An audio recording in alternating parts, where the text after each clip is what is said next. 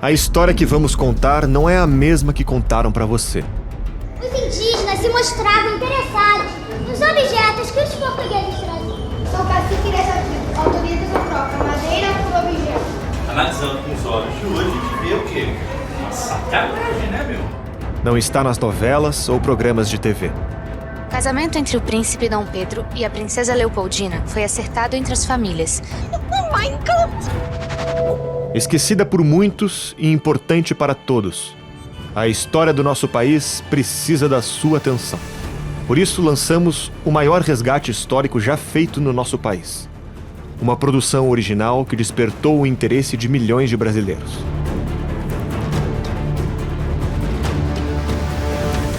É exatamente nos momentos mais difíceis que a história merece ser lembrada. Assine agora Brasil Paralelo por apenas R$ 19,00 mensais e assista aos 5 episódios da série Brasil, A Última Cruzada. Uma saga de coragem e sacrifício. Conheça as grandes personalidades que passaram por essa terra e se emocione com a grandiosidade do legado deixado por nossos antepassados. Você também vai poder assistir nossa primeira animação de ficção, Reconquista. Uma história que representa a realidade de muitos brasileiros.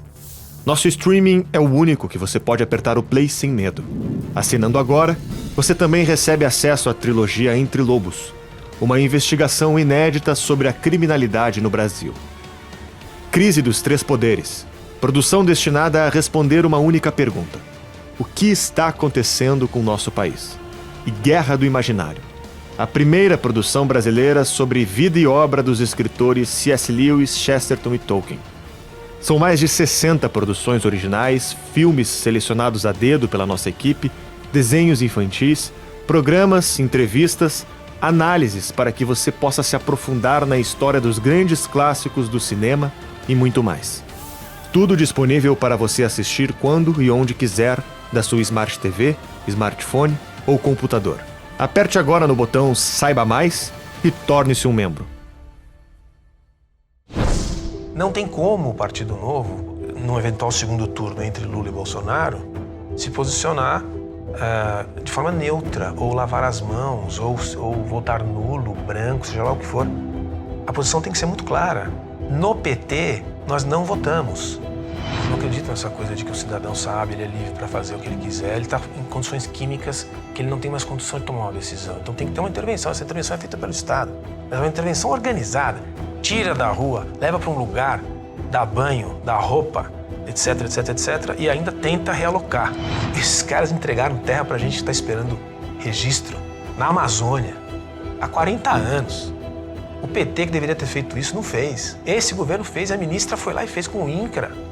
Entregou a terra para o sujeito poder pedir financiamento no banco e poder produzir alguma coisa, porque até hoje ele estava na subsistência.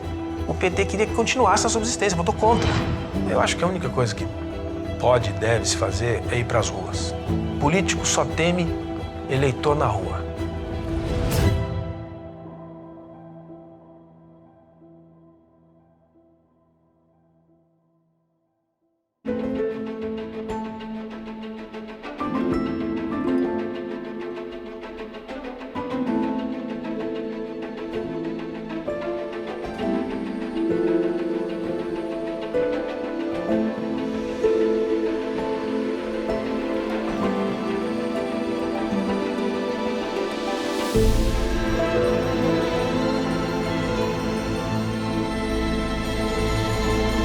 Olá, seja bem-vindo a mais um Contraponto, o seu programa de entrevistas que recebe toda semana, pro diálogo e o questionamento, convidados das mais diversas áreas, ideias e experiências. Hoje eu trago para você um mestre e doutor em ciência política pela USP, que foi um dos fundadores do Partido Novo e é, além disso, especialista em defensivos agrícolas. Ele ocupou diversos cargos e funções, tanto no poder público como na iniciativa privada, e hoje, depois de se desfiliar do Partido Novo, é presidente executivo da Associação das Empresas de Defensivos Agrícolas e Sementes. Eu, Bruno Magalhães, vou conversar com ele, Christian Lobauer, sobre partidos políticos, agropecuária, meio ambiente, entre outros pontos e contrapontos. Tudo bem, Christian? Tudo bem você, Bruno? Prazer estar com você aqui. Prazer é meu. Vamos falar aqui sobre dois temas um pouco heterogêneos, mas que acabam se ligando, que são partidos políticos, política no Brasil, e de outro lado, agropecuária, meio ambiente, que são temas que você trata no debate público onde você tem participado, né? Fala primeiro do Partido Novo, né? Você se engajou na fundação do partido e se desfiliou em 2019, alegando que o partido se perdera completamente, ou seja, alegando que o João Amoedo, um dos seus fundadores, o principal líder naquela ocasião, tinha um comportamento individualista, que não sabia ouvir, enfim. Queria que você primeiro contasse qual foi a expectativa, voltasse lá atrás, no sentimento que você tinha na fundação do partido, o que se passava pela sua cabeça, que esperanças você tinha naquela ocasião. Olha, vou tentar fazer uma longa história curta, porque são quase 10 anos de dedicação. Eu participei da fundação do partido em fevereiro de 2011. A gente trabalhou intensamente, é um grupo relativamente grande de pessoas para construir e para registrar o partido de uma maneira transparente, que já é um desafio fora do comum no Brasil. Todos os partidos que se registraram nesse período fizeram de outras maneiras. E a gente conseguiu entrar nas eleições de 16, elegeu 5 vereadores, depois conseguiu ir para as eleições de 18, onde eu acabei compondo a chapa com o João Amoedo. Eu acho que, assim, para resumir, o que aconteceu foi o seguinte: até o final de 2018, nós éramos um projeto ainda. A partir de janeiro de 19, nós nos transformamos em uma realidade de poder. O governo de Minas Gerais, que foi, de forma surpreendente, caiu nas mãos do governador Zema e do Partido Novo, foi uma coisa assim, quase que um presente divino. A gente nunca imaginou que ia ganhar Minas Gerais. Ganhar Minas Gerais é um símbolo muito maior do que só o Estado. É o centro da política brasileira, da história da política. Então, a gente chegou no poder pela porta da frente e fez uma bancada de 8 deputados que ganhou liderança. Quer dizer, e ficou entre os 15 maiores partidos do Brasil. Então nós chegamos numa condição já de atuação política de verdade. Sim. E aí vieram os desafios da atuação política de verdade. E o partido ainda muito cru, diria que refém um pouco dessa liderança do João Amoedo, que deve ser registrada. Ele trabalhou muito, é uma pessoa inteligente, uma pessoa honesta, que trabalhou para que isso acontecesse, mas aí começaram a haver divergências em função do que acontece até hoje. Essa bipolarização que caracteriza a política nacional contaminou as estruturas internas do partido, porque para fora, Minas Gerais fez um bom trabalho, continuou fazendo, e a bancada fez um excelente trabalho, continuou fazendo.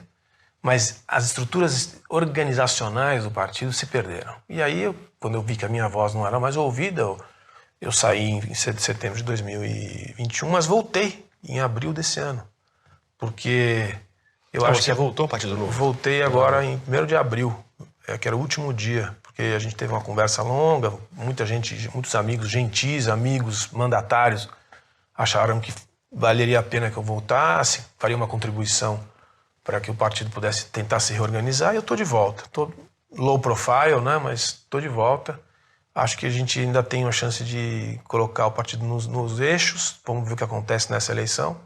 A ideia é que o governador Zema seja reeleito, ele tem boas chances, e que a bancada seja aumentada. A gente gostaria que chegasse a pelo menos 11 deputados federais, que é a cláusula de barreira agora na nova lei, né? Então, isso é o que tem que acontecer para o partido continuar vivo.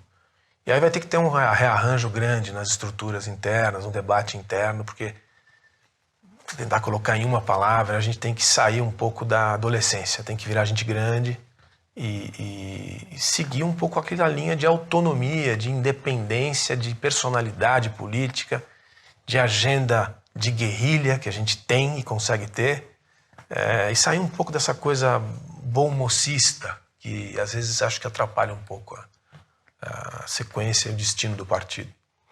Quando você se desfiliou há 3 anos, você disse que sentia falta de espaço para debate lá dentro. Que tipo de debate você queria colocar? Que tipo de ideia que não teve lugar naquela ocasião? Eu acho assim, eu desfiliei em setembro de 2021. Foram 6 meses de ausência, mais ou menos, né? E o problema ali é o seguinte, o partido é pequeno e as estruturas... Perdão, é que você falou que desde 2019 o partido passava por problemas... Exato. Sim. Na verdade, a gente foi tentando reorganizar as questões internas. Quando eu vi que minha voz não era mais tão importante, né? Se você não está satisfeito, se retire. Foi o que eu fiz. Logicamente, em função da história, dentro do partido, da liderança, que eu acho que ainda tenho, parcialmente ainda tenho, eu achei que saindo poderia criar um impacto maior do que ficando, que foi o que eu fiz. E eu acho que teve um pouco esse efeito, mas o problema não é nem esse. O problema é que a gente teve uma divisão no Diretório Nacional de posições em relação a como se posicionar em relação ao governo federal e ao presidente da República. Então o João, individualmente, achou que deveria lutar e pregar o impeachment do presidente, e a bancada não, e o governo de Minas não. E o diretório se dividiu em 2 grupos. E eu pertenço ao grupo que acha que essa agenda de impeachment, essa agenda anti-personalista, anti-presidente da República, seja lá quem for, não era a nossa agenda e não deve ser. E isso dividiu até hoje. Hoje ainda há uma certa dificuldade em se alinhar agora nas eleições de 22. E eu tenho dito, e vou dizer aqui com muita tranquilidade, não tem como o Partido Novo, num eventual segundo turno entre Lula e Bolsonaro, se posicionar de forma neutra, ou lavar as mãos, ou votar nulo, branco, seja lá o que for. A posição tem que ser muito clara. No PT, nós não votamos, que é a posição que a gente teve em 2018 e que é coerente com tudo que a gente fala, com as ideias que a gente desenvolve. Isso tem que ser, não pode ter dúvida sobre isso. E ainda tem uma certa dúvida sobre isso. Então é um debate que tem que acontecer. E é essas coisas que desestabilizaram o partido. Infelizmente, o problema veio de fora, contaminou a estrutura interna e, infelizmente, a gente perdeu algumas dezenas de milhares de contribuintes. Foram 12 mil, parece, 12 mil, 1/3 dos filiados. Você imagina que em fevereiro de 2020 a gente ia comemorar 50 mil filiados pagantes, voluntários, contribuintes, e aí perdeu mais da metade em um ano, a coisa caiu chegou a ter 1/3. Agora nem sei quanto que tem, mas foi um baque muito grande. A gente perdeu o apoio de áreas da sociedade importantes, inclusive do agronegócio, que eu conheço bem modestamente, trabalho nisso há um bom tempo. A gente perdeu, a gente tinha a simpatia de uma parte importante, pensante do agronegócio, industrial, e perdeu, porque essa agenda de anti-presidente é uma coisa completamente infantil. Primeiro que não tinha nenhuma chance de acontecer. Segundo que não era a nossa pauta e nunca foi. E terceiro que a gente estava num caminho que deveria ser o caminho sempre, que é independência, programa, ideias, né, liberdades. E a gente se perdeu na coisa miúda do debate radicalista. E vamos ver, eu tenho esperança que dê para salvar. Tá, então o ponto principal foi esse. Foi uma tentativa de se opor ao governo Bolsonaro, inclusive pedindo o impeachment dele, e parte do partido queria pelo menos ficar neutra nessa questão específica. Exatamente. O candidato do Novo, o Luiz Felipe Dávila, qual que é a posição dele em relação a um possível apoio ao Bolsonaro no segundo turno? Então, primeiro que o Luiz tem muito mérito, porque eu não participei da decisão de convidá-lo, eu já estava fora naquele momento, mas o Luiz ele tem um perfil conciliador, então já é uma coisa boa, um sujeito calmo, um sujeito que conversa com todo mundo, etc. Ainda, evidentemente, ele é candidato agora, então o papo é primeiro turno, como era em 2018. Primeiro turno. No segundo turno, vamos ver, mas eu vejo um debate interno, que é essa coisa aí que, vamos anular o voto. Eu acho que estou dizendo agora e continuo dizendo, é um erro crasso. A gente tem que manter a posição de, no PT, nós não votamos. Se eventualmente o segundo turno for Bolsonaro e Lula, se houver segundo turno, né? Vamos colocar as possibilidades, mas enfim, parece que é mais ou menos isso que vai acontecer. Eu acho que a posição do Luiz e do partido deveria ser essa. Não, mas a princípio a posição dele é um pouco resistente. Eu vejo dúvida. Tá. Dúvida entre se posicionar como se posicionou o governador Zema, que já se posicionou, inclusive, esses dias. No PT nós não votamos, que me parece a posição correta. E uma coisa entre as duas opções, nós não nos alinharemos a ninguém. Não existe uma coisa dessa.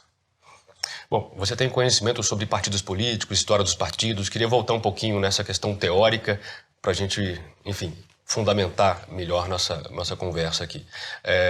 filosoficamente, o que são partidos políticos? No Brasil temos dificuldade de se identificar com partidos, praticamente os partidos, a grande massa dos partidos são indistintas, enfim, há um certo fisiologismo. O que são os partidos políticos, Christian?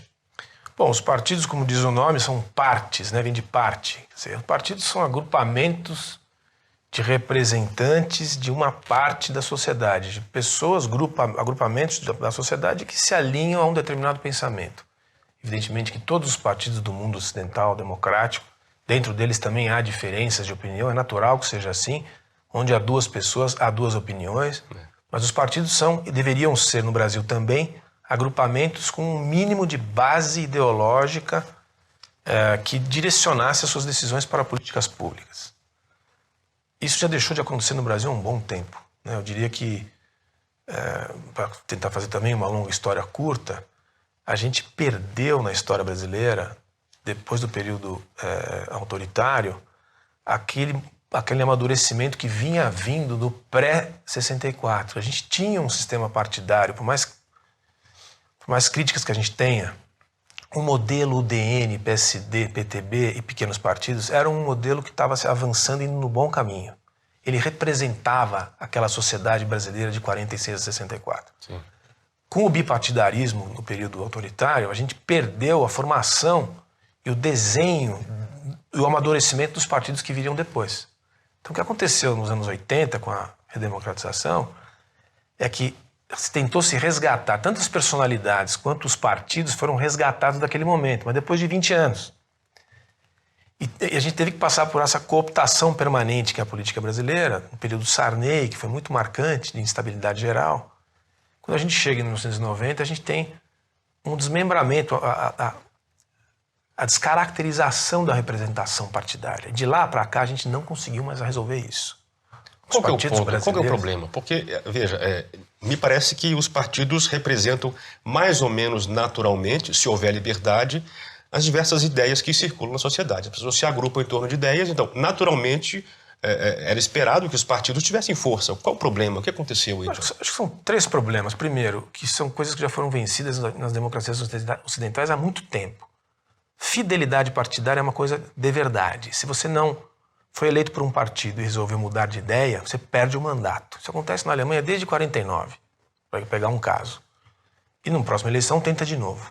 Então isso é uma coisa óbvia que não acontece no Brasil. Tem as janelas, essas coisas são surreais. Depois você tem o problema do financiamento. Quando você cada vez mais aumenta a possibilidade de ter recurso público para financiar partido, você incentiva vira um negócio, qualquer um a tentar ter um partido político. E é isso que aconteceu no Brasil. Você tem 34 partidos registrados, 70 na fila e 28 no Congresso. Isso não tem cabimento. Nem que tivesse 12 faria cabimento. Não existem 12 ideologias. E o outro problema além da fidelidade, é a cláusula de barreira, que também é uma obviedade, que agora está vindo devagarzinho, como tudo no Brasil, muito devagar. A cláusula de barreira, também, para pegar o caso alemão, existe na Constituição Alemã de 49 por causa da crise da década anterior, que foi justamente isso, não tinha cláusula de barreira, entrava qualquer coisa, deu no que deu. Tem que ter pelo menos, hoje lá, 5%, tem que estabelecer uma regra para não ter essa miríade de aventureiros que compõem o que a gente denomina hoje de presidencialismo de coalizão, que é o quê? Essa troca de favores, essa fisiologia permanente em troca de espaço de televisão, em troca de cargo no governo federal e cargos, etc. Todo esse modelo está instaurado no Brasil desde a redemocratização. Pode ter vindo do PT, pode ter saído do PT, governo novo, não importa. O sistema está assim. Ele está falido do ponto de vista partidário. A tentativa de se construir o Partido Novo, que está viva, é romper com isso. Tanto que a gente não utiliza dinheiro público. E é criticado, muito criticado por isso, mas assim, é para mostrar que é possível romper primeiro com a questão do financiamento e depois você construir bons quadros políticos com pouco dinheiro e com competência administrativa. Mas é um trabalho de médio e longo prazo, porque quem é responsável por esse regramento é o próprio Congresso Nacional. E aí, regrar contra si mesmo é uma coisa pouco provável de acontecer. Então, é isso que a gente vive e continuará vivendo durante um tempo. Não te parece que a congregação de pessoas em torno de valores, pelo menos de valores, em torno do ex-presidente Lula e do Bolsonaro, não indicam dois partidos genuínos aí? Como é que você vê isso? Primeiro eu vejo que é a primeira vez na história pós-democratização que a gente tem, por mais desorganizado e confuso que seja, uma vertente que não seja aquela social-democrata à esquerda chique, que é o que a gente conviveu e viveu praticamente a minha vida, talvez a sua também, desde sempre, desde os anos 80. É como se fossem polos muito opostos, né? E não eram. No fundo, a gente vê que assim, a ideia do Estado indutor, a herança varguista continuou viva. O próprio Fernando Henrique dizia que queria romper com o varguismo e não conseguiu. Talvez até fosse autêntica a vontade. O fato é que se impõe ainda no Brasil esse modelo, e na visão da sociedade de uma forma geral, do empresariado, etc., essa ideia de que o Estado indutor vai resolver os problemas do país. E agora a gente tem, ainda que não tenha conseguido no governo Bolsonaro, e deve-se dizer, talvez por causa da pandemia, talvez pelas forças do corporativismo, que são muito, muito fortes no Brasil, a gente tem pelo menos o nascimento dessa ideia de que talvez a gente tenha que mudar o modelo. E eu ponho muita fé. Eu não acho que existem dois partidos ainda, porque acho que dos dois lados tem diferenças grandes em agrupamentos, mas é o início de uma maturação. Agora, o miolo não vale nada. Não vale nada. Me explique hoje o que é o PMDB, me explique hoje o que é até o PSDB, o que é o PP, o que é o PL, o que é o PR. Muito difícil de explicar, porque não há explicação. São partidos que transitam ali de acordo com o momento, e eu arrisco dizer, independente do que acontecer nas eleições de 22, esses partidos vão se alinhar a qualquer um dos dois na semana seguinte. Portanto, esse é o sistema brasileiro como se apresenta. E a gente vai ter que romper com isso em algum momento. Sem ruptura institucional. E essa é que é a tarefa mais difícil que a sociedade brasileira enfrenta. Como reformular esse modelo partidário de representação sem romper com as instituições. Você acha que o cidadão tem algum papel nesse rompimento? Ele pode fazer alguma coisa ou isso é coisa do Congresso? Eu acho que a única coisa que pode e deve se fazer é ir para as ruas. A única coisa que... Mas pedir o quê? Pedir pela reforma do sistema, que é uma coisa quase utópica, mas político só teme eleitor na rua. O que vem acontecendo desde 2013, nas devidas diferenças das manifestações que se acumularam, são o que deve se fazer, o que deve acontecer em democracias que estão amadurecendo. Acho que qualquer outra bandeira de ruptura não é saudável.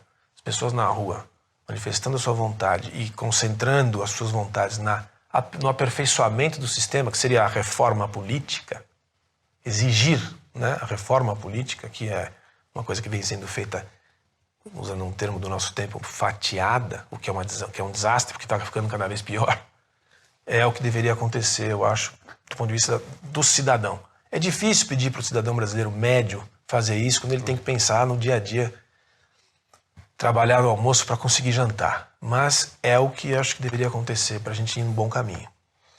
Você parece muito otimista em relação ao potencial do Brasil. Você disse em alguma entrevista que concedeu que se tivermos uma educação de qualidade no Brasil que leve ao empreendedorismo, ninguém segura esse país. O que você quer dizer com isso? Olha, eu tenho sido sempre muito crítico e até ácido em relação a todos os temas no Brasil, mas isso não significa que eu não acredite nesse país. Eu tenho talvez uma coisa intuitiva que me leva a crer que, ao contrário de muitos dos nossos vizinhos ou de países que teriam potencial e tem outros problemas, por exemplo, a Índia ou a África do Sul, países em desenvolvimento com um perfil mais ou menos parecido com o Brasil, eu acho que o Brasil tem algumas características que garantirão um futuro não rico. Esse país não fica mais rico, mas melhor. Mais rico? Como assim ele não fica mais rico porque ele não tem mais tempo demográfico para ficar rico. O último espaço de crescimento demográfico, de gente mais jovem chegando, é agora, nos próximos 15 anos. Em outras palavras, o crescimento vegetativo brasileiro para em 2030. Morre um, nasce um. Em 2050, esse país vai ter 65 milhões de brasileiros acima de 65 anos. É um problema demográfico.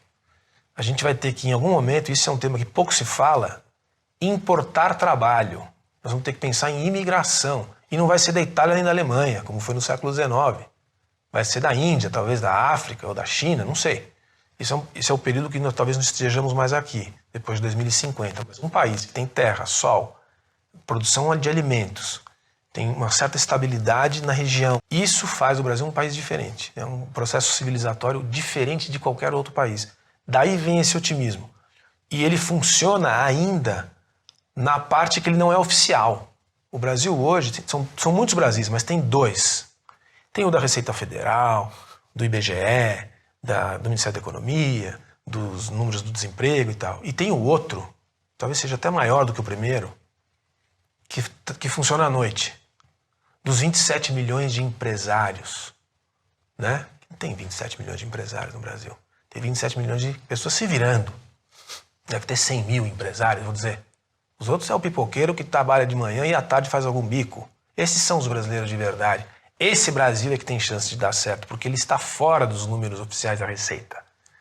Eu acredito muito nisso. Eu acho que se a gente tiver um pouco mais de, vamos dizer assim, juízo, basta ter juízo, esse Brasil vai se impor sobre o outro. Né? Porque o outro já está falido. Ele não tem como um país seguir com essa burocracia pesada, anti-empreendedorismo, que privilegia grupos que já são... Não é esse governo, é desde sempre, é um processo... Raimundo Faoro, né? Essa cooptação permanente de proteção de alguns grupos privilegiados. Isso não muda nesse país. Mas a turma que está fora está trabalhando. Está comprando, está vendendo, está se movimentando, está pensando, está tentando. E é esse Brasil que eu acho que vai se impor no futuro. Por isso que eu sou otimista. Numa polêmica que houve há pouco tempo atrás sobre a Agenda 2030, você se posicionou a favor dela, inclusive ainda estava no Partido Novo, dizendo que não tem nada de globalismo nisso e que era uma boa intenção da humanidade. O que está por trás desse apoio assim, que você deu a essa agenda? Isso é curioso. Eu não presto muita atenção nas mídias sociais, mas eu recebo até hoje, pelo YouTube, mensagens de e-mail pelo YouTube deste vídeo que eu gravei. Sim. O que eu quis dizer é o seguinte, e continuo dizendo, é a mesma coisa.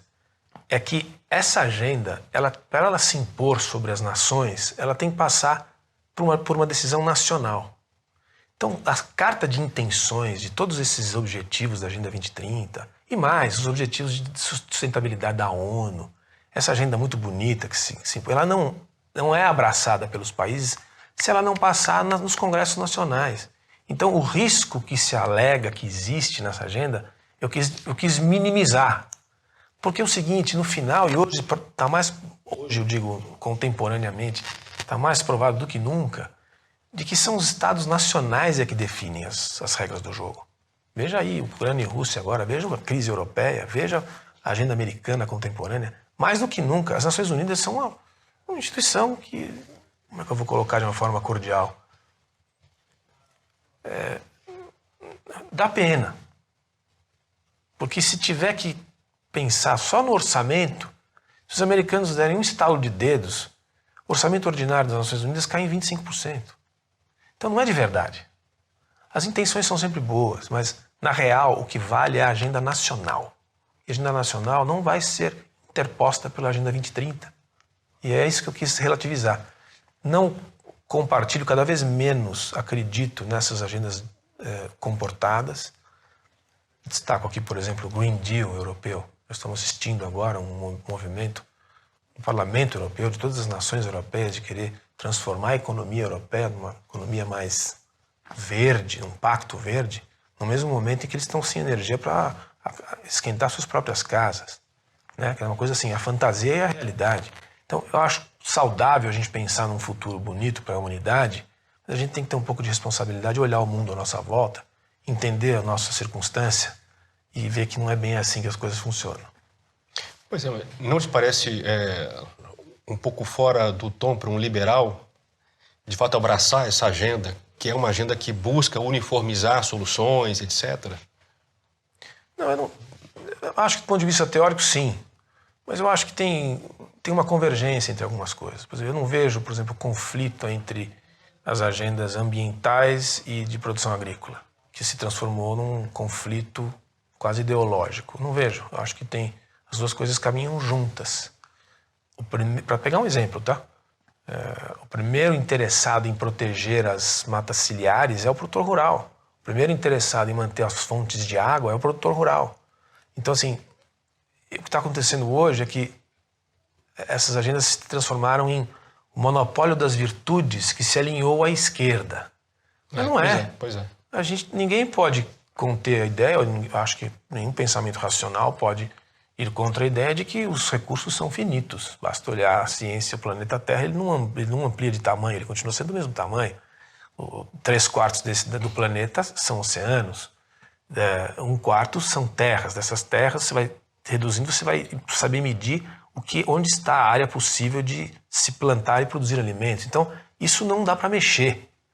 E é em função dessa realidade que a gente tem que construir uma agenda de sustentabilidade, que eu acho que é inquestionável. Então, é a maneira de você ler o que está sendo dito. Eu acho que a agenda da sustentabilidade, para pegar também um exemplo dessa agenda toda globalista, eu, por exemplo, contesto absolutamente várias dessas medidas radicalizantes, bom-mocistas, simpáticas, de gente rica, né, de país rico, para lidar com os problemas ambientais mundiais, sabendo que tem aí, hoje, 1 bilhão de pessoas indo atrás de água todos os dias ao se levantar de manhã. Bom, há uma certa má vontade dos conservadores em geral com os liberais em alguns pontos. Eu faço menção a um ponto, eu ouvi você falar sobre isso, em especial na questão do aborto e das drogas, por exemplo.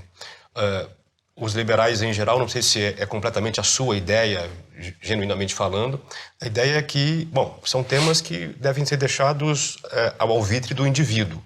Se vai abortar ou se não vai abortar, quem decide é a mulher, a droga que se vai usar ou não vai usar, quem decide é o próprio usuário. Não te parece que esses dois temas especificamente, eles extrapolam um pouco o limite do indivíduo e, por esse motivo, exigiriam que o Estado se preocupasse com eles? Eu acho que esses dois temas, o aborto e as drogas, eles, para iniciar o raciocínio, eles ocupam um espaço muito maior do que deveriam quando se trata de políticas públicas, desenvolvimento, etc. Eles são usados muitas vezes para jogar areia nos olhos do cidadão interessado nas suas circunstâncias. Sim. De qualquer maneira, é uma realidade, a gente tem que lidar com elas. Então, assim, esse debate conservadorismo e liberalismo, ele é saudável, mas às vezes ele extrapola uma coisa parecida com a esquerda, gasta muito tempo com temas que talvez não fossem tão relevantes para aquilo que é essencial, que me parece essencial, que é o desenvolvimento. Perdem a chance de pegar o que é comum, né? Exato. É uma coisa meio que um desgaste meio sem muita razão de ser, talvez. É uma questão de opinião. E eu fico com a ideia de que, para começar pelas drogas, que é mais fácil, eu acho que as drogas leves deveriam ser liberadas. A maconha, por exemplo, devia ser liberada. Opinião pessoal, tá? E acho que as drogas pesadas, que são aquelas que têm um efeito muito... heroína, tem que ser proibidas e tem que ser controladas. Então, tem que entrar no detalhe para definir uma política. Também acho que, por exemplo, um ambiente como a Cracolândia tem que sofrer uma intervenção. Eu não acredito nessa coisa de que o cidadão sabe, ele é livre para fazer o que ele quiser, ele está em condições químicas que ele não tem mais condição de tomar uma decisão. Então tem que ter uma intervenção. Essa intervenção é feita pelo Estado. Mas é uma intervenção organizada. Tira da rua, leva para um lugar, dá banho, dá roupa, etc, etc, etc, e ainda tenta realocar. Tem um custo para a sociedade, é o contribuinte que vai pagar, mas eu acho que o benefício geral é positivo. Portanto, é uma coisa meio antiliberal. Sim. Mas é necessária, na minha percepção. Na coisa do aborto, eu acho mais complicado. Eu acho que a lei brasileira hoje é boa. Se eu fosse responder em uma linha, a lei hoje é boa, ela impede.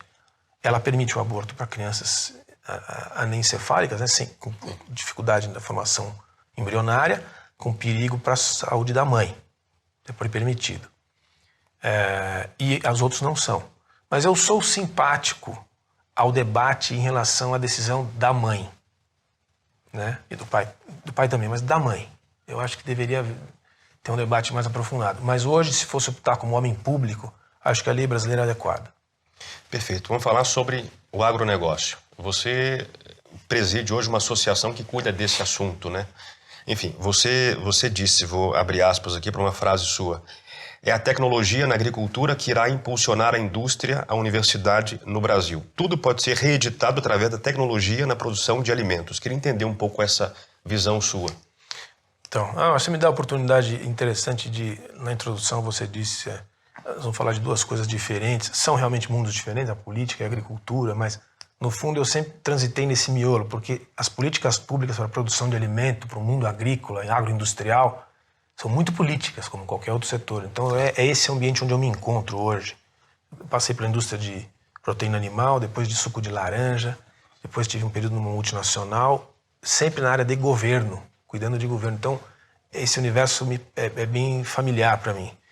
O que eu quero dizer aí, e hoje na entidade que eu dirijo, que é uma entidade de insumos agrícolas, nós estamos aqui defensivo agrícola, biodefensivo e sementes, e na parte de sementes a biotecnologia, que me parece uma das mais interessantes fronteiras do conhecimento humano hoje, para o Brasil em particular, uma oportunidade inédita. Significa o seguinte: a agricultura, a produção de alimentos no Brasil, passou, e no mundo, mas no Brasil em particular, passou por uma revolução nos últimos 40 anos em função de vários fatores, mas entre eles foi o investimento em tecnologia no campo. E entre os principais investimentos, a semente mais produtiva, a defesa vegetal mais eficiente, ou seja, a planta chegar ao máximo daquilo que ela é capaz de produzir. Um pé de soja, um pé de milho, um pé de laranja, um pé de café, cana-de-açúcar. O investimento na planta, na defesa da planta, da vida e da capacidade da planta de produzir alimento é uma das coisas mais extraordinárias que aconteceram nos últimos tempos. E isso não é entendido pela maioria das pessoas. O Brasil, que era um importador de alimentos há 40 anos atrás, importava arroz, importava feijão. Hoje ele é exportador para mais de 800 milhões de pessoas no mundo. E isso aconteceu porque o brasileiro é trabalhador, porque houveram políticas públicas inteligentes, inclusive não intervencionistas, mercado na veia, porque é uma cadeia exportadora e que trouxe muito recurso para o país, porque tem gente inteligente, tem pesquisa e tem tecnologia. É isso que eu quis dizer. E assim será. Hoje nós estamos falando em intervenção nos genes e no DNA das plantas. Edição gênica. Você fazer com que um pé de arroz aguente ficar 15 dias debaixo d'água e não morrer. Imagina o que isso significa, isso é fato. O que isso significa para as populações carentes e famintas da Ásia. Você ter arroz que aguenta as monções. As monções chegam ali no Bangladesh, no Golfo, na Índia e tal, e arrasavam as plantações de arroz e as pessoas ficavam famintas. A genética fez com que a planta resistisse às chuvas e hoje continue produzindo. Isso vale para estresse hídrico, isso vale para várias outras intempéries que a natureza traz e que o trabalho científico na genética faz com que a produção de alimentos seja possível. Mas isso é técnica feita no Brasil? Isso é feito no mundo inteiro e no Brasil em particular, principalmente quando se trata de biodefensivos, ou seja, as empresas mais interessantes de biodefensivo, ou seja, micro-organismos que atacam micro-organismos. Você pulverizar uma plantação com bactérias para que elas ataquem um fungo. Isso tem que ser feito na agricultura tropical.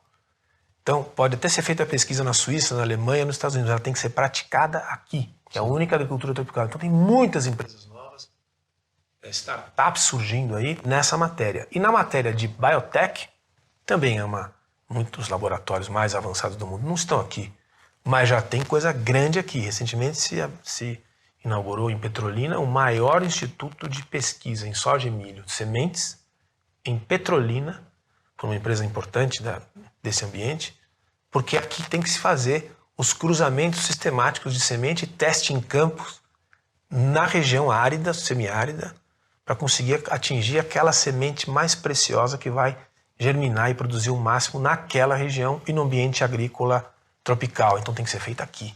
Então isso é uma oportunidade. Se eu tivesse 20 anos hoje, eu estudar essa matéria. Porque não é só a genética em si, é todo o universo de produção de alimentos que é a vocação brasileira.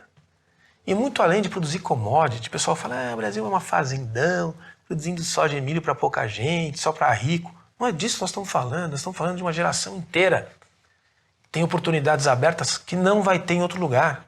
Para administrar, para usar equipamento novo, para fazer agricultura de precisão, é espaço para engenheiro, é espaço para administrador, é espaço para agrônomo, para veterinário, para todo mundo. Vamos sair dessa historinha aí de formar um monte de advogado em universidade meia boca, que o PT criou essa política horrorosa que arruinou a educação brasileira, cheio de advogado analfabeto, formado em universidades privadas que não existiam e não existem mais. Vamos levar esse pessoal para a terra, no sentido não Zé Catatu, para o universo científico da produção de comida.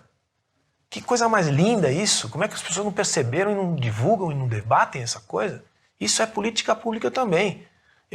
Se me permite me estender, sim, as escolas brasileiras hoje, e eu faço parte de um grupo importante, uma instituição que eu acho importante, que chama de Olho no Material Escolar, que está pedindo para rever o conteúdo de todos os livros escolares brasileiros que foram reproduzidos nos últimos 20 anos por esse passado horroroso que a gente teve na educação, dizendo que tem trabalho escravo na agricultura até hoje no Brasil, com fotografia. Um garoto de 10 anos hoje, meu filho, tem que ver vídeo do MST, escola privada. Tem que ver vídeo sobre os agrotóxicos fazem mal para a saúde, feito pela Petrobras. Então a gente tem que mudar esse negócio. Quer mostrar o vídeo? Pode mostrar. Mas mostra o que foi a ocupação do oeste da Bahia nos últimos 30 anos, por gente corajosa, que se fosse nos Estados Unidos era tratado como um herói, que foi para chegar numa terra que não tinha nada. O oeste da Bahia não tinha nada há 30 anos atrás. Hoje é um dos maiores produtores de algodão, de soja e de milho do mundo. Como é que esses caras fizeram isso? Isso é Brasil, isso é fruto do trabalho dos brasileiros inteligentes. E o garoto na escola não tem isso no livro escolar em lugar nenhum. E fica ouvindo o dia inteiro que estão destruindo a floresta, que a agricultura destrói a Amazônia. Aquelas coisas que, vamos combinar, já passou da fase, né? Vamos virar essa página. Como é que você avalia a gestão da agricultura pelo atual governo Bolsonaro e onde pode melhorar? Bom, acho necessário dizer, muito francamente, que a ministra Tereza Cristina e hoje o ministro Marcos Montes, a combinação entre os dois, porque o ministro Marcos Montes era secretário executivo dela, talvez tenha sido os melhores ministros da agricultura dos últimos anos, dos últimos 30 anos. Por quê? O Roberto Rodrigues teria sido o melhor ministro, mas estava no governo errado, né? Foi usado, é amigo pessoal, mas foi usado por um governo que manipulou essa coisa de trazer os empresários e as boas cabeças para tratá-los de forma a conter a sua posição e dizer que estavam satisfazendo as vontades da produção. A Tereza Cristina teve oportunidade de atuar de verdade. E a atuação dela, primeiro que é uma política de qualidade, ela não é só conhecedora da matéria. Ela é produtora rural, foi secretária de Estado de Mato Grosso do Sul, conhece a administração da agricultura e foi ministra como boa política, porque era deputada e líder da frente parlamentar. Então ela tem um perfil muito raro. Mas a coragem que o presidente teve de colocá-la lá foi muito importante, porque ela conseguiu tratar todas as áreas da agricultura com muita habilidade. Olha a performance, olha os números do Brasil nos últimos 4 anos, as políticas públicas todas vitoriosas, de financiamento, de parte sanitária, para todas as áreas, a proteína animal, inclusive, que não é só para os grãos. Então, assim, regularização da terra. Meu Deus do céu, esses caras entregaram terra para a gente que está esperando registro na Amazônia há 40 anos.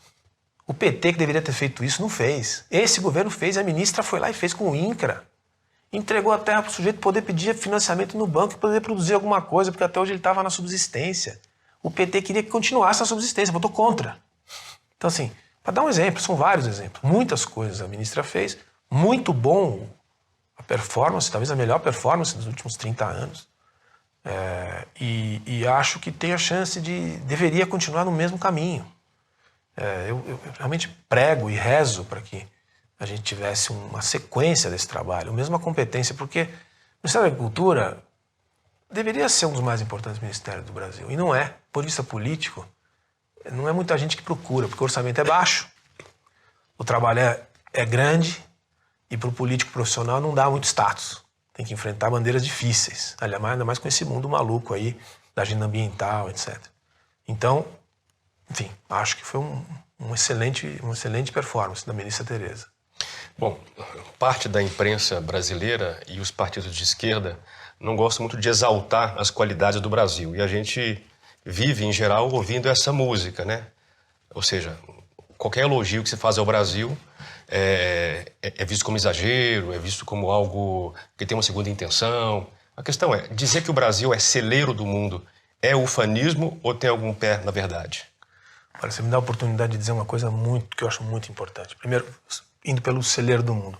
A gente tem que deixar esse ufanismo bobo Né? A gente tem um pouco essa coisa. Como o Brasil nunca faz nada direito e tal, quando ele acerta, ele fica e tal. Precisamos cuidar dessa coisa cultural, né?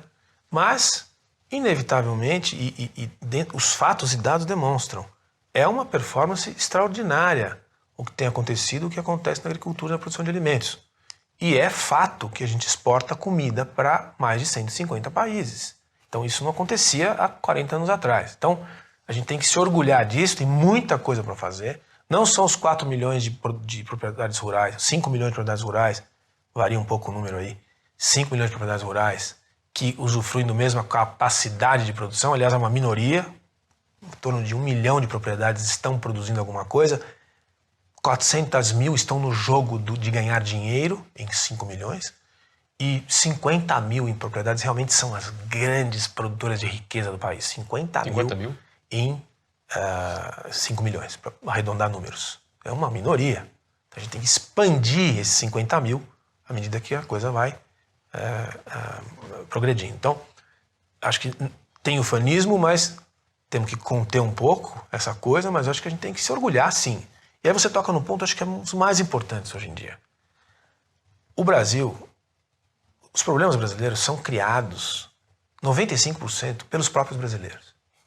Para começar, não vem de fora. Quando vem de fora, vem de brasileiro que está lá fora. E essa é uma coisa que a gente tem que combater. Tem vários iluminados na França, na Alemanha, na Inglaterra, nos Estados Unidos, mais na Europa, que ficam atormentando a vida brasileira. Porque estão no bem bom e muito bom lá e acham que estão prestando algum serviço à sociedade. Não estão. Aquilo que se fala do Brasil lá fora é muito mais do que os brasileiros que estão lá fora falam para aqueles que escrevem e se pronunciam do que realmente aqueles que conheceram o Brasil. Ponto 1. Ponto 2. Isso acontece, na minha modesta opinião, porque existe um processo de formação de corporação como qualquer outro. No mundo, desde a Conferência de Estocolmo, em 72, e a Conferência do Rio, em 92, expandiu-se no mundo inteiro uma quantidade enorme de instituições, organizações não governamentais, think tanks, com bilhões de recursos privados e públicos, de gente que até uma parte é bem intencionada, que construíram uma corporação de gente rica que quer salvar o planeta. Eu também quero salvar o planeta. Mas essa gente rica que quer salvar o planeta vive dessa agenda do medo. E o Brasil é vítima dessa agenda, sim. O Brasil está nas primeiras páginas do mundo inteiro como destruidor de tudo. De quem vem? De onde vem isso, pelo amor de Deus? Emissões de gás de efeito estufa? 65% vem da Índia, da China, da União Europeia e dos Estados Unidos. O Brasil tem 3%. Por que o Brasil é o culpado pela emissão de gás de efeito estufa do mundo? Porque ele está em 1,5% vem das queimadas das florestas? Esses números são todos conhecidos. Então a gente tem que enfrentar o maior inimigo do Brasil hoje, que são os maus brasileiros, que têm feito uma agenda sistemática contra o país e a gente não consegue reagir. Com que interesse fazem isso? Corporativo. Manter o emprego. São empregos maravilhosos. Você mora em Nova York, em Paris, viaja o mundo inteiro, participa de seminários, produz papers. É uma maravilha. Também queria viver disso. Se você disser para ele assim, olha, tem mudança climática? Tem mudança climática. Mas o mundo não vai acabar amanhã. Tem outra coisa também. A pecuária deve ser a 15ª causa dos gases de efeito estufa. Então, se você disser para um sujeito desses todos que vivem nesses papers de pecuária, de emissão de gases de efeito estufa pela pecuária, que não pode comer carne, que tem que reduzir o rebanho, se você disser para ele, essa pauta aí não vale nada, perde emprego. E é isso que aconteceu no mundo, Bruno. É isso que aconteceu. Essas corporações não são só brasileiras, são as famílias médias e ricas dos países do mundo que mandam os seus filhos e netos e sobrinhos para estudar Sustainability and Development em Colômbia. Se você tem um sobrinho, um filho, ele disser para você, vou estudar engenharia elétrica no MIT, ou disser que vai estudar Sustainability em Colômbia, qual que você vai achar mais bonitinho? É isso que tem acontecido no mundo há 30 anos. As pessoas se formam, fazem seus mestrados, seus doutorados e têm que ir para algum lugar. E as empresas privadas estão comprando essa agenda, abrindo departamentos de sustentabilidade. Já há um tempo, né? E o que está acontecendo é que essas empresas estão se inviabilizando. O custo que tem essa agenda toda, e veja, não estou pregando contra a sustentabilidade, que fique claro isso. estou pregando a favor. Mas o custo que isso tem gerado não paga, pelo modelo capitalista contemporâneo, não paga, não se paga. E isso tem que ser colocado e debatido.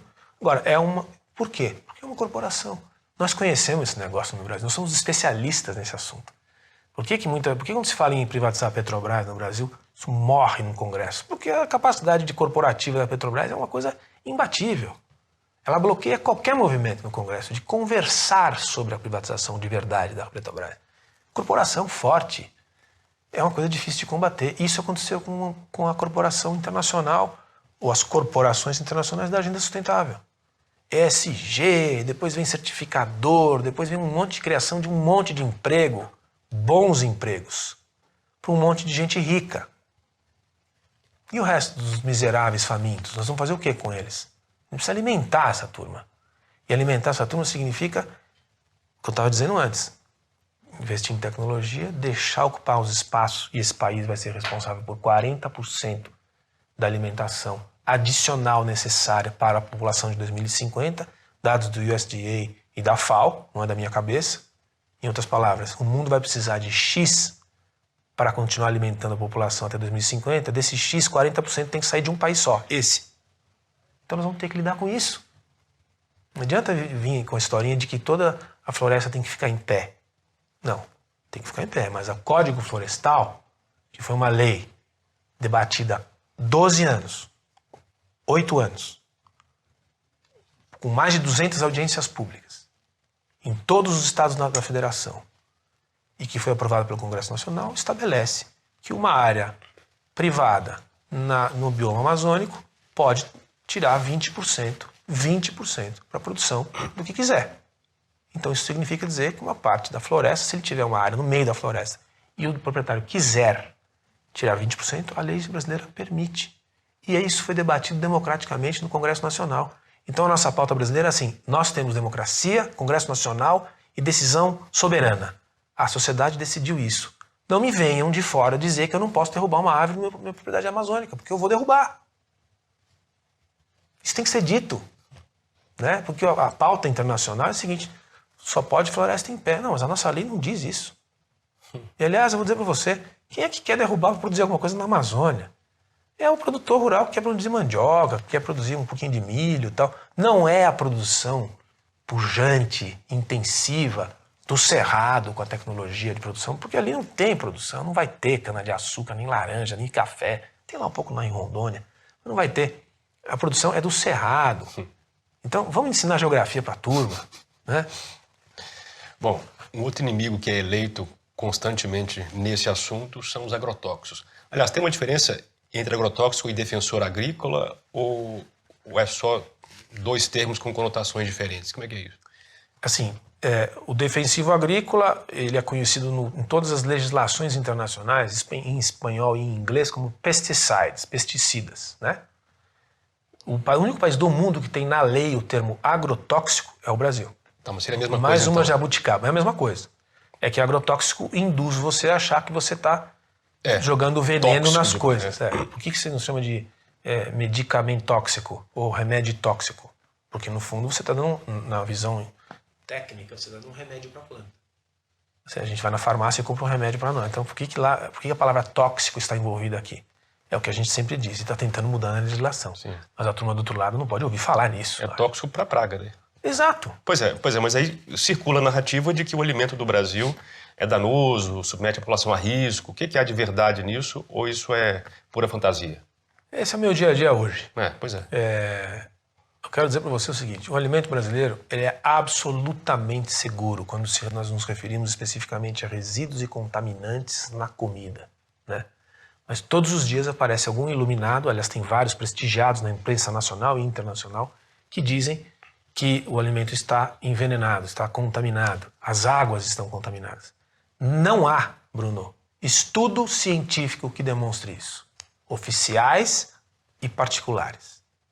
Estou aqui desafiando, porque eu já tentei fazer, não tenho essa oportunidade que você me dá. Eu não tenho. Eu não sou convidado para falar. Quando eu vou debater, eles não vão. Eles não aguentam 15 minutos de conversa. Não existe. Estudos da Fiocruz, do IDEC, da Brasco, todos sem metodologia, sem ciência, em 15 minutos demole-se aqueles estudos. O que existe no Brasil é um sistema regulatório duríssimo, uma instituição prestigiada no mundo inteiro que se chama Anvisa. Ela é que aprova produtos de defesa vegetal, assim como aprova alimentos, aprova remédios, aprova medicamentos, vários outros produtos que podem ter perigo para a saúde humana. A Anvisa é duríssima com toda a indústria. Ela é reconhecida no mundo por isso. Aliás, no período petista, ela ainda era mais dura ainda porque ela não aprovava moléculas novas por ideologia. Eu vivi isso. Eu vi. Não estou que me descontaram. Eu vi como acontecia. Hoje, não é mais assim. Então, assim, para você aprovar uma molécula nova nesse país, é difícil. Mais difícil do que outros países do mundo que são rigorosos. Então, não tem esse negócio. O que tem, e que deve ser sempre discutido, é se o produtor rural utiliza de forma responsável. E esse é um desafio brasileiro, que é um país muito grande.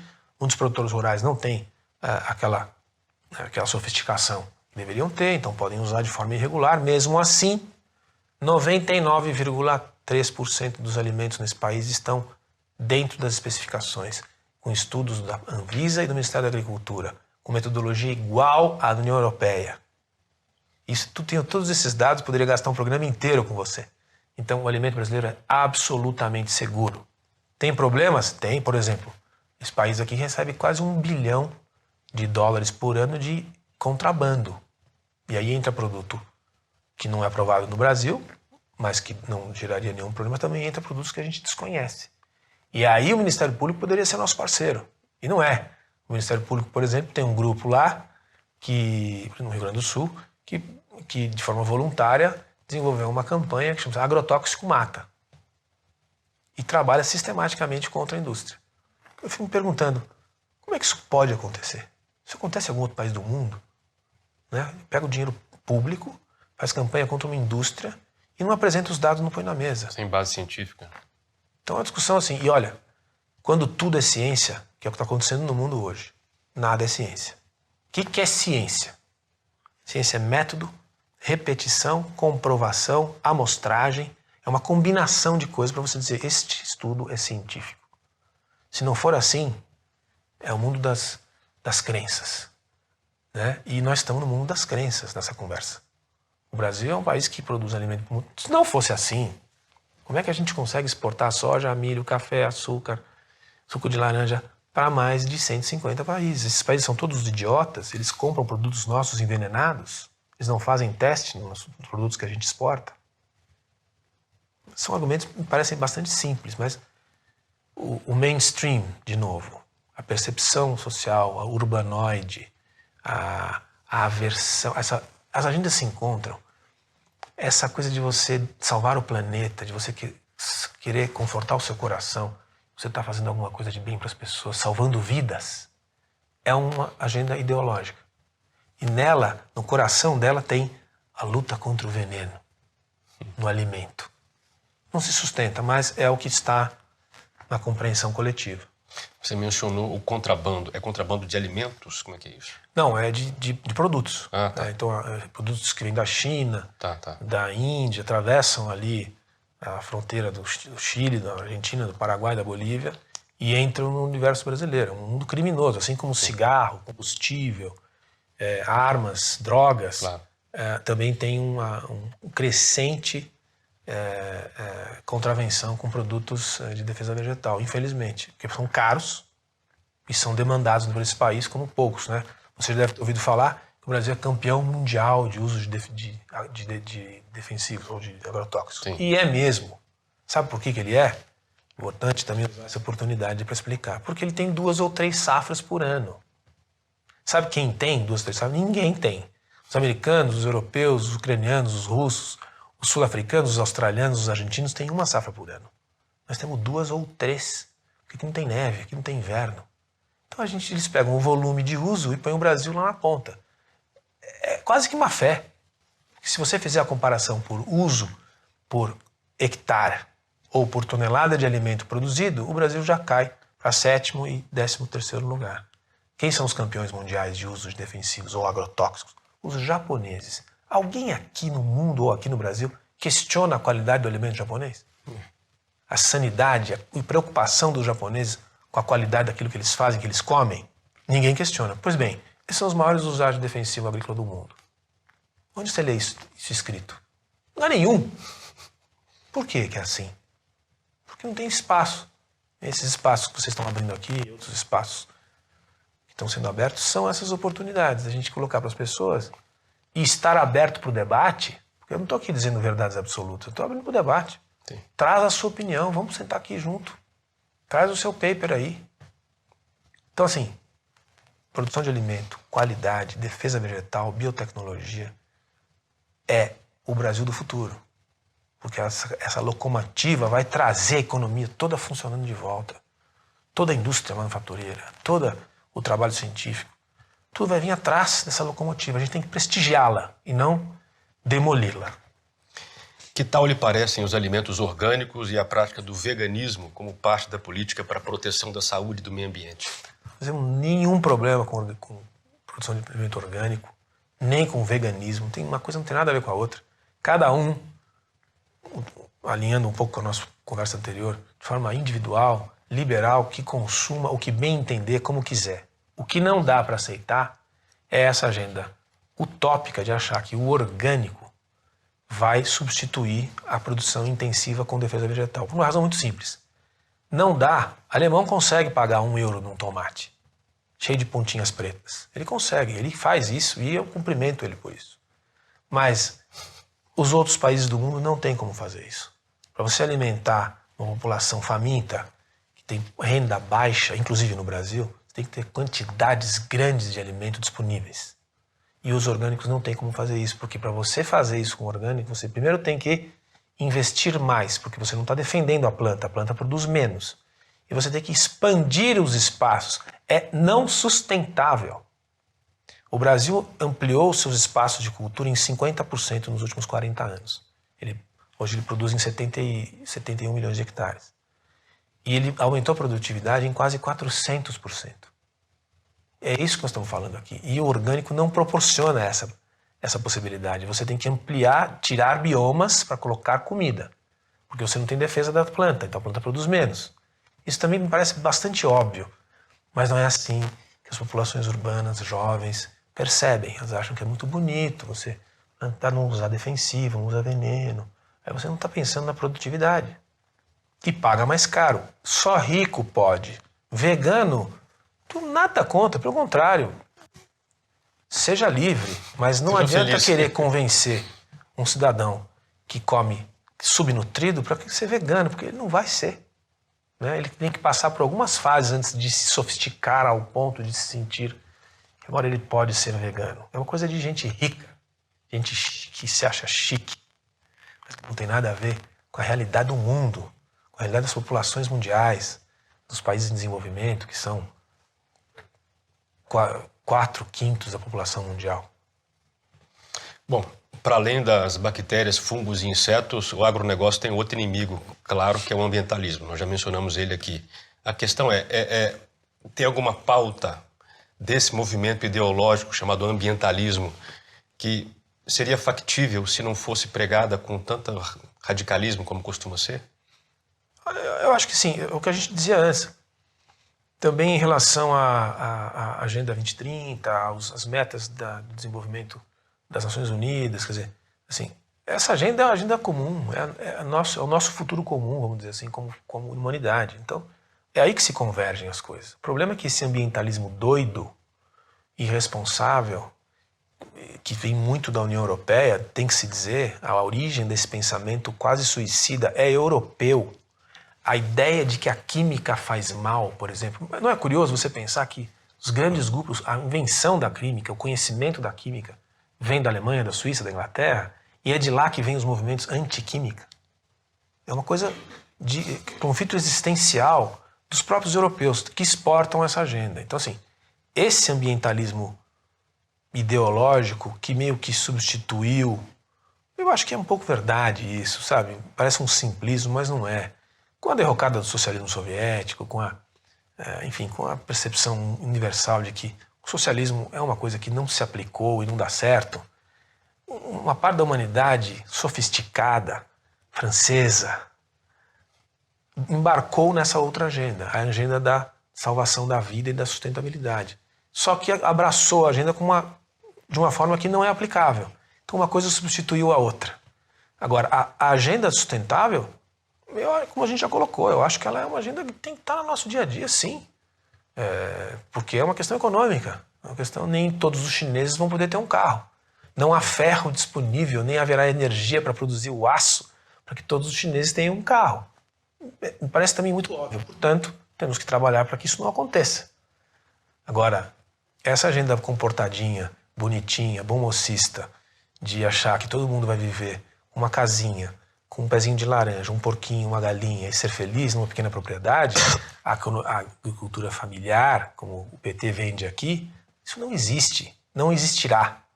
A agricultura pequena e média propriedade vive das cadeias integradas, ou das cooperativas, ou das cadeias integradas em processos de exportação, que é o que acontece no Brasil. O maior processo de reforma agrária brasileiro já foi feito com a avicultura, que integrou dezenas de milhares de pequenos produtores numa cadeia produtiva exportadora. Isso é reforma agrária. Esses caras não entendem essa linguagem, Bruno. A linguagem deles é uma linguagem, de novo, cada pequeno produtor vai ser feliz com um porquinho, uma galinha. Desenho animado, desenho de criança na escola, sabe? Uma coisa assim. É quase que deliberado o negócio. Isso não vai funcionar. Então, estamos juntos na agenda, mas não nessa, radical, idiota, desconectada, utópica, boboca. Tem circulado na imprensa, inclusive no debate político-eleitoral deste ano, esse tema já veio à tona, de que a Amazônia brasileira tem sofrido recordes de desmatamento. Dizem que é o maior nos últimos 15 anos.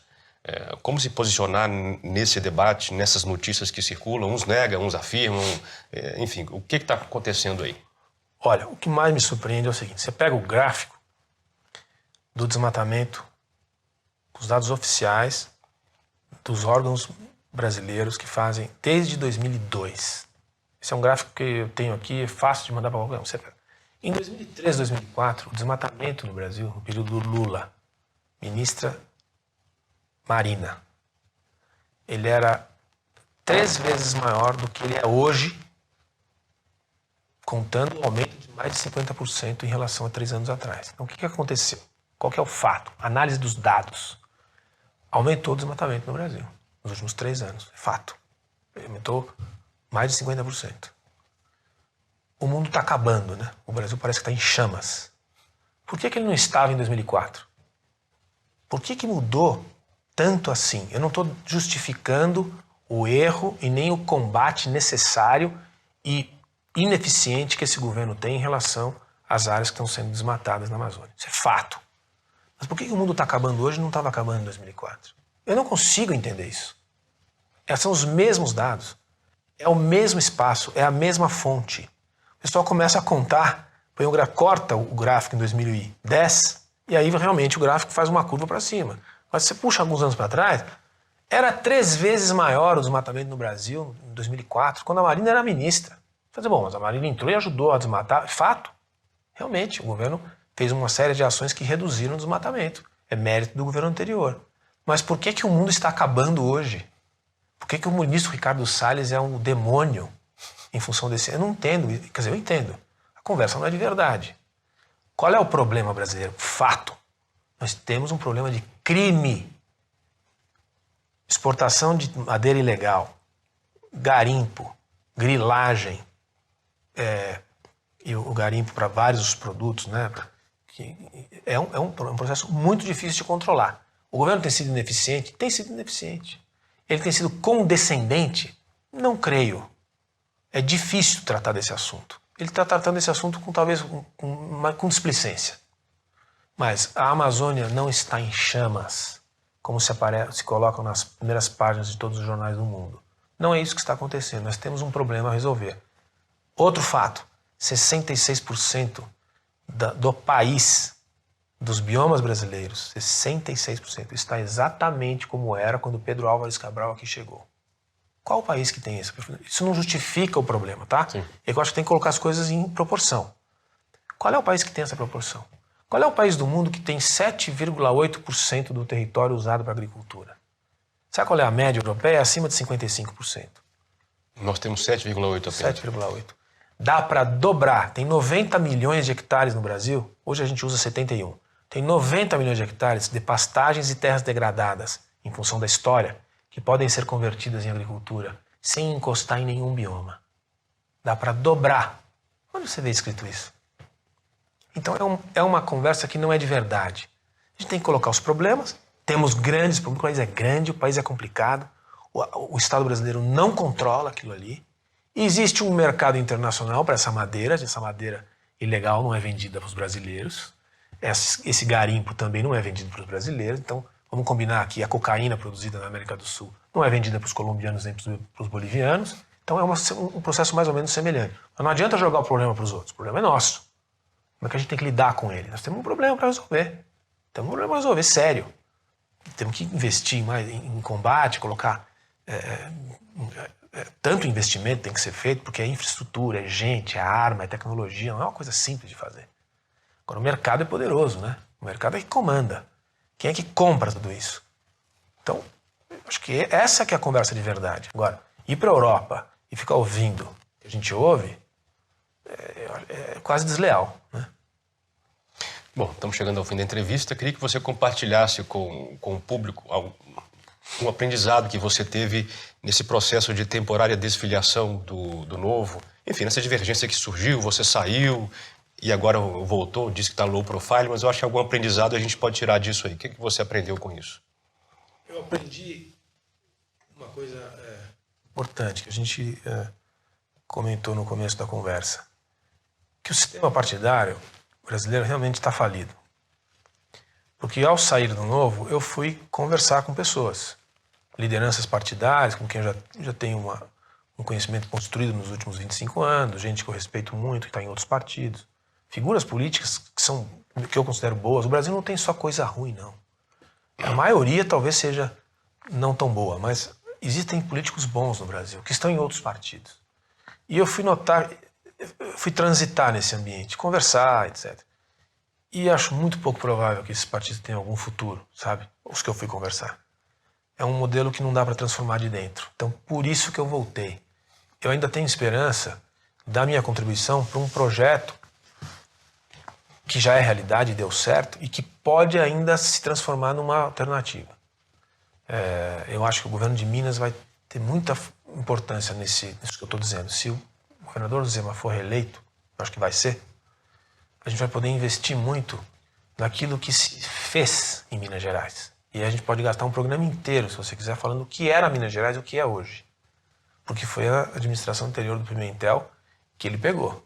E depois ele pegou Brumadinho e depois ele pegou Covid, ou pandemia. Quer dizer, quem consegue pegar um estado daquele jeito e fazer o que fez, é uma bandeira, é um símbolo de que as coisas podem dar certo no Brasil, do ponto de vista político.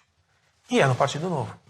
Então, esse é o aprendizado que eu trago. Eu acho que a gente tem que insistir na ideia que a gente tinha lá atrás, porque os outros agremiações, com todo respeito a todas as pessoas e as entidades, acho que está muito difícil de você mudar. O vício já é muito, muito grande. Tá bom, Christian, muito obrigado. Obrigado pelo papo. Prazer. Forte abraço. Obrigado. E a você que chegou até aqui, muito obrigado pela sua audiência. Espero que tenha gostado da conversa. Vejo você no próximo Contraponto. Nós nos esquecemos, no caso brasileiro, que o Brasil foi feito mais de fora para dentro do que de dentro para fora. Os africanismos estão todos embutidos em nós. O Brasil era muito mais importante do que Portugal. Os marinheiros que desciam das expedições portuguesas estavam fazendo história. Por que essa história foi destruída, ridicularizada, caricaturada? Não adianta você querer fingir que o Brasil é uma nação racista. Você está simplesmente enquadrando a história viva numa certa narrativa ideológica. Resultado, a ideologia vai substituindo a realidade. O futuro nada nos dá. O que nos dá alguma coisa é o passado. Merece respeito.